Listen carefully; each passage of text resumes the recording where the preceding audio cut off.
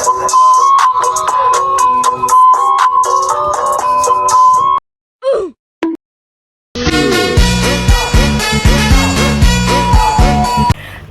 Swastiastu.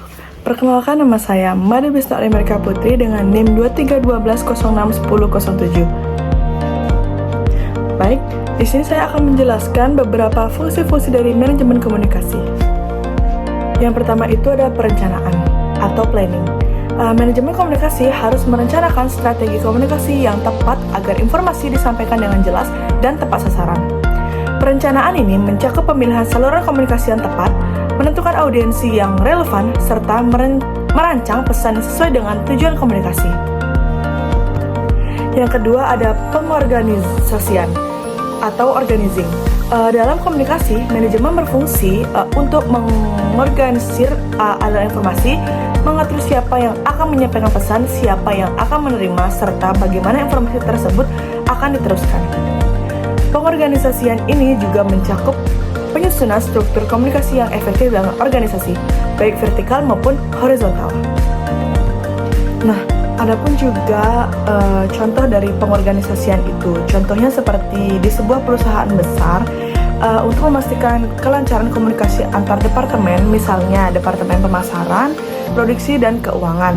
Manajemen menetapkan produser komunikasi yang jelas.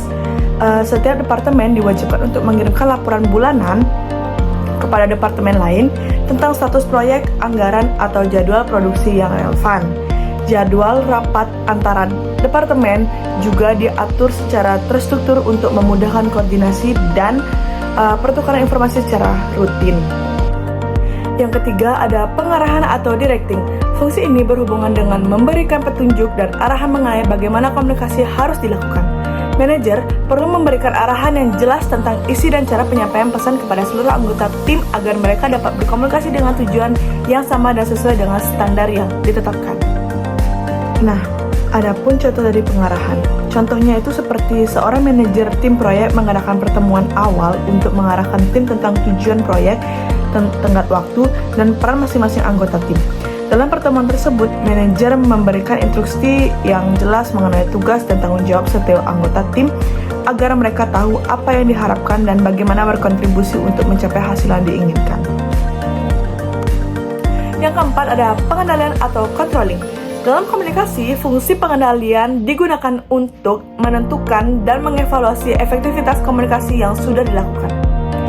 Manajemen perlu mengidentifikasikan hambatan atau gangguan dalam komunikasi dan mengambil tindakan untuk memperbaikinya. Misalnya, jika pesan tidak sampai dengan jelas atau terjadi miskom, pengendalian diperlukan untuk memperbaiki cara penyampaian atau mengubah saluran komunikasi. Nah, adapun juga contoh dari pengendalian atau controlling. Contohnya itu seperti seorang manajer proyek menggunakan laporan mingguan untuk memantau perkembangan proyek. Setiap minggu, anggota tim mengirimkan status laporan yang menunjukkan apakah mereka berada di jalur yang benar atau menyelesaikan tugas mereka dengan tepat waktu. Jika ada penundaan atau masalah, manajer memberikan umpan balik dan arahan untuk mengatasi masalah tersebut. Yang kelima ada pengambilan keputusan.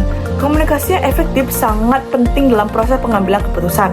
Manajemen komunikasi membantu menyediakan informasi yang diperlukan agar keputusan yang diambil dapat berbasis pada data dan fakta yang akurat.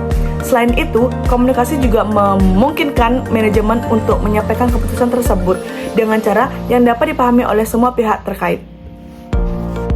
Nah, segitu saja yang bisa saya jelaskan tentang fungsi-fungsi manajemen komunikasi. Jika ada salah kata, mohon dimaafkan dan terima kasih.